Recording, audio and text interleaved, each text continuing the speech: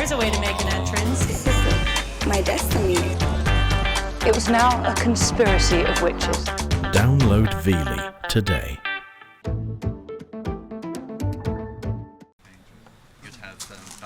A neighbour of mine is an expert in optics and lenses.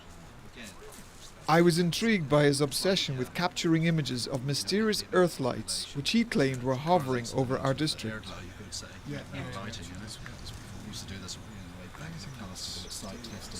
Eamon saw these lights as a possible sign of extraterrestrial intrusion on Earth and got himself invited to a SETI conference in California. SETI means the Search for Extraterrestrial Intelligence, and they are real, serious NASA-type scientists, and they're terrified of UFO-type people, and suspected Eamon of being one, despite his science talk. I don't know if you're familiar with Project Hessdalen. It's Yes, a Norwegian yes, team yes. from a Norwegian In team. fact, I have somebody coming to give a talk on that in a meeting in Toulouse in October. My interest in these Earth lights began some years earlier when I travelled to Fatima in Portugal and met a man who was one of the last living witnesses to what was possibly the greatest manifestation of Earth lights ever seen. I had no interest in UFOs and had quite a disdain for science fiction, but I could not but notice that this man's tale fitted well a classic UFO sighting. This strange revelation set me on a quest that eventually led me to Norway, to the valley of Hessdalen. The inhabitants of the valley have been seeing strange lights hovering over and near them for almost a generation. I thought such things only happened in the wide prairies of America, but here among a people much less prone to exaggeration, lights were moving through their woods, by the river, and up on the moor. There are other places right now in the world where Earth lights are seen, but unlike Hessdalen, there is no regular surveillance of these shifting lights. The valley is a mecca for those wanting to understand the mystery. Both amateur and professional come bearing their differing notions of how to grapple the puzzle. Lacking the tools of science, I became dependent on these people and their quite basic equipment. Each night they would monitor the valley, trying to trap these elusive lights. I moved among them, hoping to be at the right place, at the right time.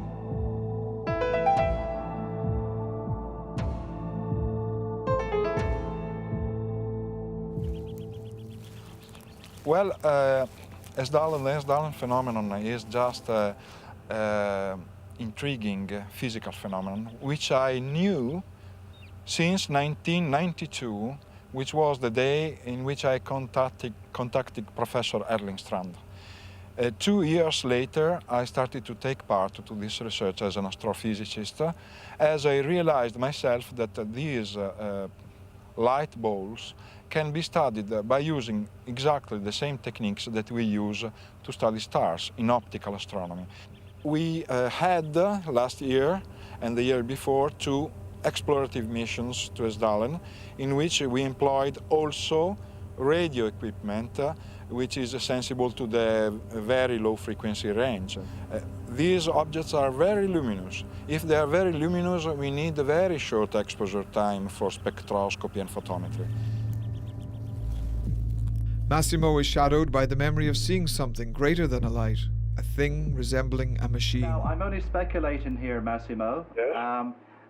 Is it possible that the energy itself has an intelligence in which it's able to mimic the situation within the environment? I don't know. I have not sufficient elements to tell this.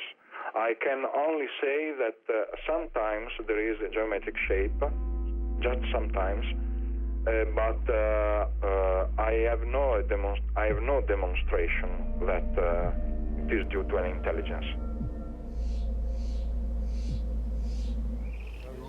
Like me, these young students have been waiting many nights for the light to appear. They are led by the most persistent light hunter in the valley, Erlingstrand.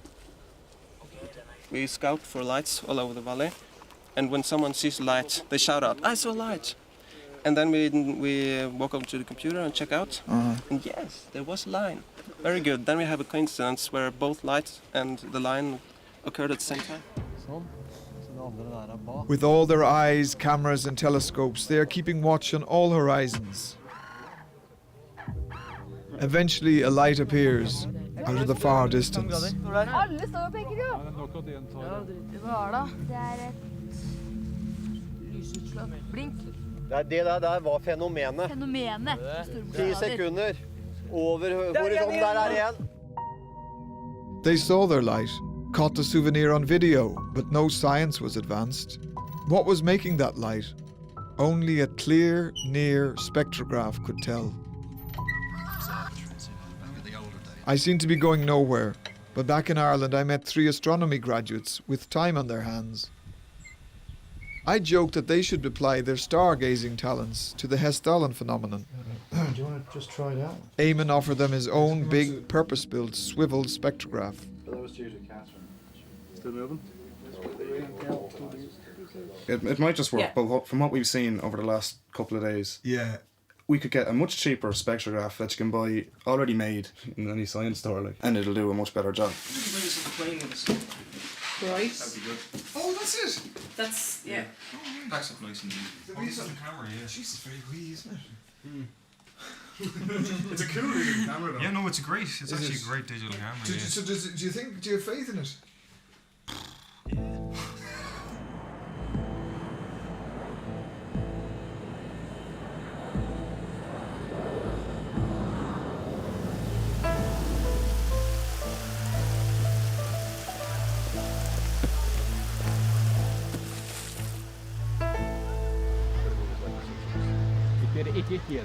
For 21 years, Erling has nurtured interest in the valley and has been most steadfast in the resolving of the riddle.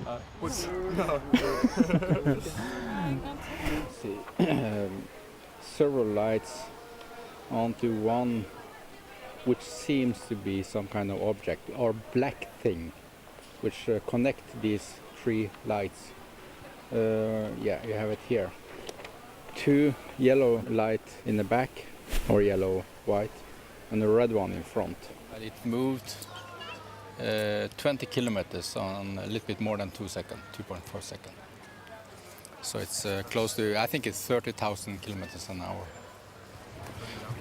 Yes, but no sound. 3 doubting youngsters with equipment chosen for ease rather than accuracy. Their complete disbelief in Erling's pictures worried me. I needed allies now, not scoffers. Last night I got another spectrum. The night before. They're weak but sufficient to make a good analysis already now.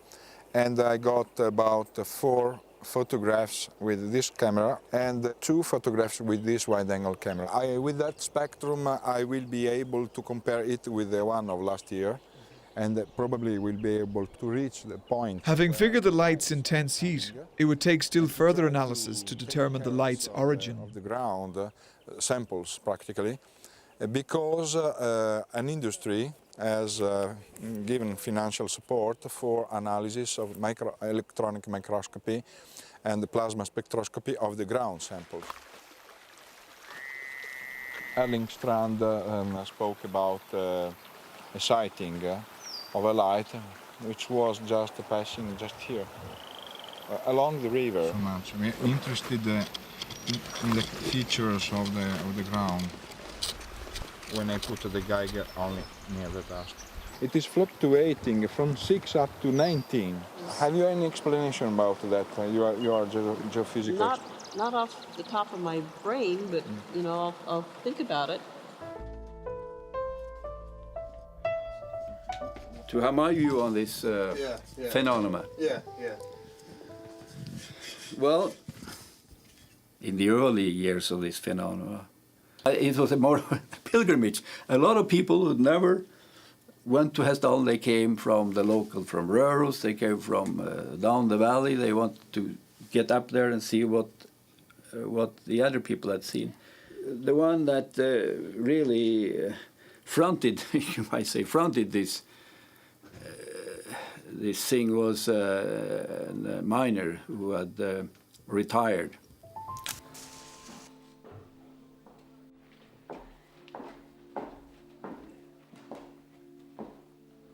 Det så ut som det var en 15-20 meters lengde på det, før det løftet seg opp. Og da var det som du ser i julgran, med toppen ned. Og så når det kom i cirka 50 meter opp i lufta, så ble det plutselig bare som i rør, plastrør. Det sprutet varme ut, som i fontene. Nå kan du se det. Skal vi se. Han kløver seg, ser du det?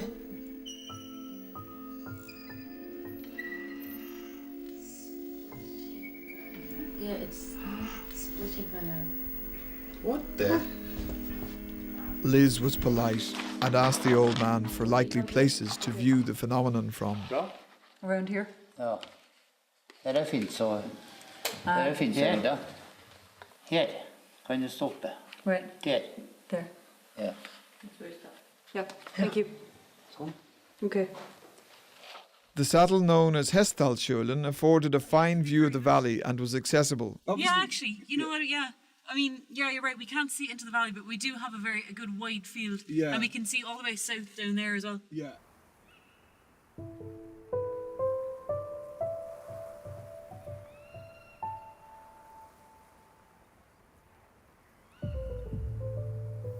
I don't really know what I'm looking for. I don't know if I'm looking for something big up in the sky or like kind of a light like you see already. I think so, well, yeah. I think no chance of a big fireball roaring through the sky. That would be cool. Erling said that sometimes they're so short that you feel that they've happened. Oh. Hvor mange av dere har sett det? Da har jo dere et litet inntrykk av hvordan det er, hvordan det ser ut, hvordan det kan være. Og disse her har jo sett det mange ganger. Og det vi tenkte på nå at de skal fortelle noen av sine historier for dere først. Kanskje stille noen spørsmål i forbindelse med historien hvis dere er noe å lure på. Og når vi satt opp på høyden der, så tog vi på sånne lys. Og det der lyset, de stod med jevne mellomrom slik bortover. Vi satt jo og fulgte med der, vi hadde kikkerter, og så begynte de å pulsere slik. Da visste vi jo hva det var vi så.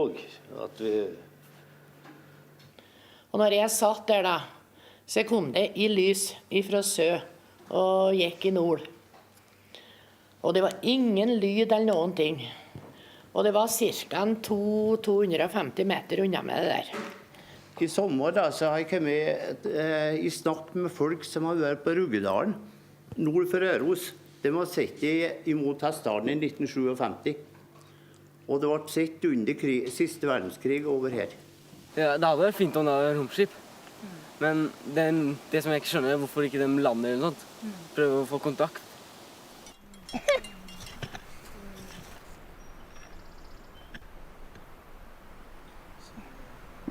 Jeg har lyst på å sitte, men jeg får ikke å se det. Jeg må være for lite ute. Jeg vet om hva jeg er. Jeg er 75 år, vet du. Og da... Kjenner du det når du skal stå sånn? Ja, jeg kjenner jeg har vært i alles nå, ja. Jeg har vært bra hit, men det på alles sånn når jeg sier nei. I do know that if we wanted to say exceptional claims, we have to furnish exceptional proofs, and we do not have them yet, but we have important clues of what might be. Also from photometry I can reconstruct all the shape of the light, and according to the shape I can say if it is a plasma or if it is not a plasma. According to that, the Hessdalen lights are not looking like a classical plasma, but it's typical of a uniformly illuminated solid. Everyone would say, oh, so this is a UFO, it's a machine. I am trying to search any kind of possible natural phenomena which can simulate this effect. The UFO stuff is very dangerous. I try to stay apart from these people, also because they try, both sides, the skepticals and the extraterrestrialists, try always to instrumentalize my work. to make me an instrument of their assertions, of their faith and of their dogmas. So I stay very, very apart from those groups because I want to save this research. This is the most important. I do it for the world and not for myself or for my ego. Right, we hike on, folks. Let's go. Break. Yeah. Their skepticism growing, the three astronomers still wanted to give the old miners' advice a chance, so set out for another night watch. Before dawn breaks, our doubters are going to have a change of attitude. That's fierce bright, like. That was not there. That's very bright. Look, it's bright. That's fierce bright. It's far too bright to be a star. You getting on the video camera? Yeah. Look at that. Yeah, pretty much. But it's worth getting a spectrum of anyway. Just Definitely. Jesus, We can find out. No way. Is there enough light? We don't know. Hang on. Okay, it's 3:44 now. Right. So it's about 3:30. The stuff started showing up.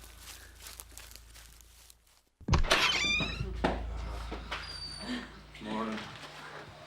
God, that was it was literally like somebody went click click, turned on the star, really bright, close star, and then click click, click click, turned it off. We didn't discuss anything. We just knew like there was something new had appeared in the sky, and so I don't know. If it's like that the whole time, it'll be hard to capture. So Yeah. hopefully it'll stay still for a bit longer, or stay in the sky for a bit longer in the Yeah, future. we need it. Because I mean, by the time we got up off the seats, as you said, it was pretty much gone. Like. But it was really strange because it wasn't there afterwards. Like there was no star. There was no clouds. There was no There was, remnant like- of it at all. Just It wasn't an airplane. So it was. I've never seen anything like it anyway. I mean, it was strange. You have seen the phenomenon? Well, we don't like to say. I'd rather see something more. It's just because it happened so fast, and but we saw something. We couldn't say exactly what it was. By the next day, the unsureness has already set in. Their frustration was that they could not get a worthwhile spectrum. Aiming, focusing, shooting was too difficult. Stops again, and The local pastor suggests a sound training in shooting might help. so I like to think I'm a pretty good finder. New load. Remember the security.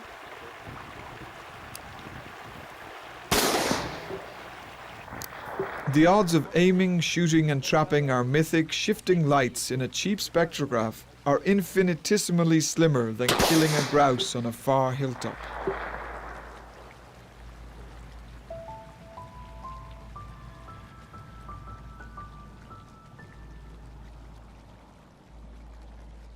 That Erling Strand declared in one of his reports that when the lights were nearby, they felt a rocking motion, like to be in a boat. And this is a typical effect of the very low frequency on the brain. It would be very interesting to study the medical card of the people in the valley in order to probe. The impact they have had on people has not been as strong as you might expect. Being a doctor, some people have said to me, might this be a hallucination? Can we trust these things? Are they sound, mentally sound? Well, I said, I think I have never observed any deviations in their mental capacity, so I think what they have seen, they have seen.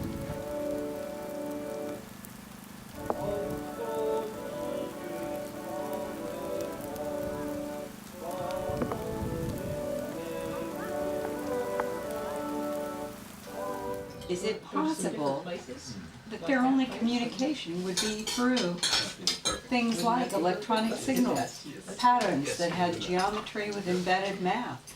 I mean, if you go to Germany in crop circles, there are things that do this. Yeah. Could somebody be sending us signals? Yeah. Could it be that they're people beacons? And the whole point is to get the right people together for some reason. and that we don't understand what we're doing. They're attracting like moths to a flame. That's right. Well, I saw it the first time I was there, and that was enough for me, though. But I would like to see it many times. But how many times do you need to see it to go on further? I felt an hypocrite when I was speaking about the workshop. But of course I had to speak in that way. But what was running inside my head was that thing, and that thing was a machine. I think I'm trying to find the face of God in all this.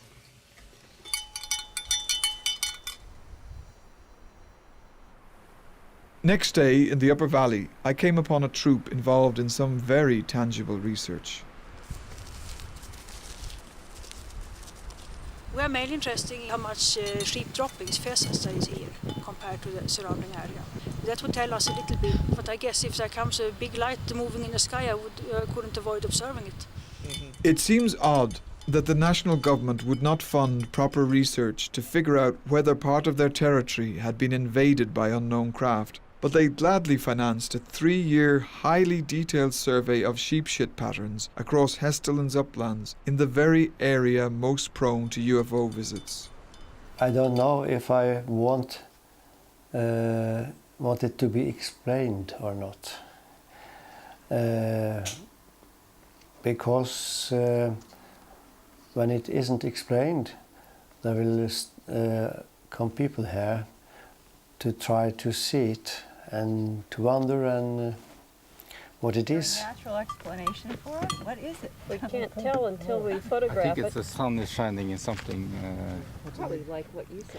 I don't know. There's something highly reflective. Everything from a piece of tin foil, a piece of junk, to possibly an earthlight up there. And the only way to figure it out is either to go up there and have a look, or to try to analyze it after taking videos of it.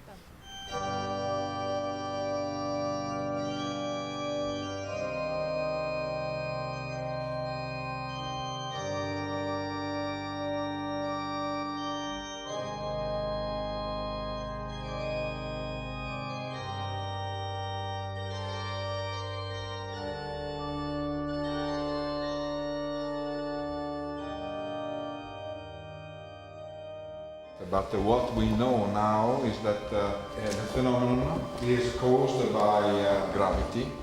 The atmospheric gas collapses over it, and you have also a strong magnetic field.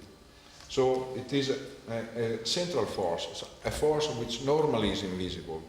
But when it enters in the atmosphere, it becomes visible because of the collapse of the molecule. It is the secret of this one is just in the central nucleus. Not just in the light. The light is only a consequence of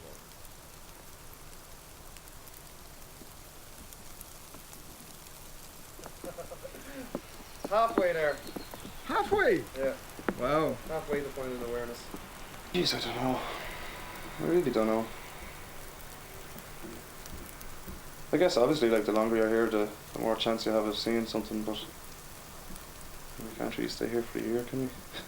You know, because I'm even starting to doubt, like, because they have just been absolutely nothing for the last 2 nights, I'm kind of starting to doubt the thing we saw the first night, you know?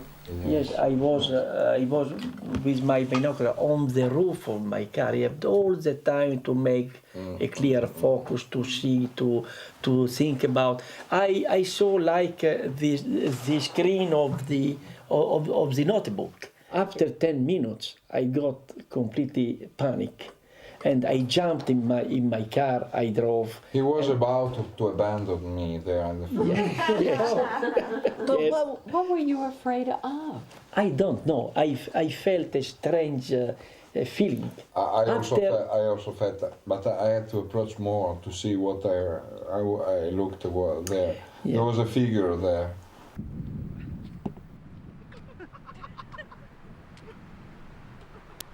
The Irish have chosen a most desolate upland for their last night's chance.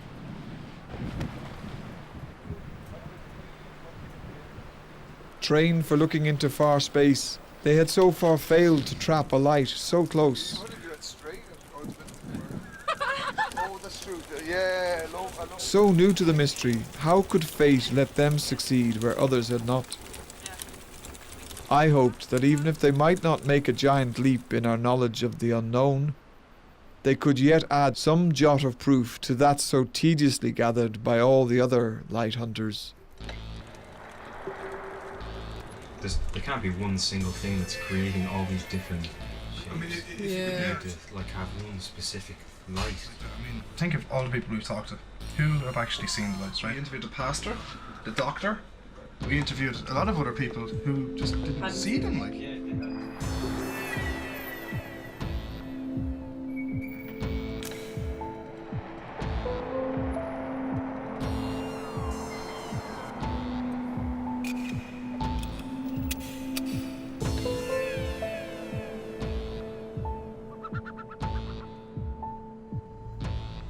Yes, that light is just a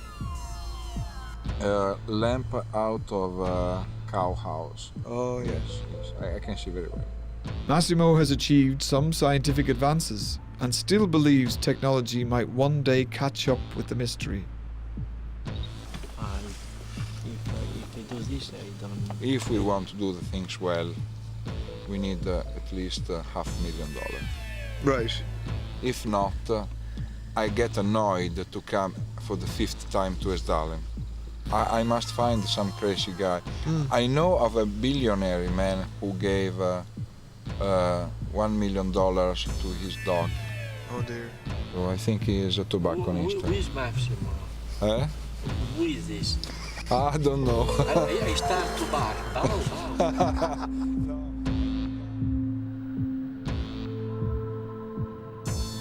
The Irish leave without a single image in their spectrograph. Bjarne and Ruth Marie saw vast machines.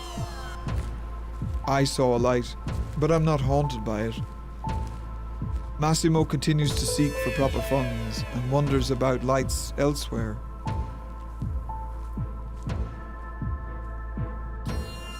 The supernatural has preoccupied mortals forever. I knew I would never come back to Hessdalen. The solution to the phenomenon is no longer my obsession. I am cured.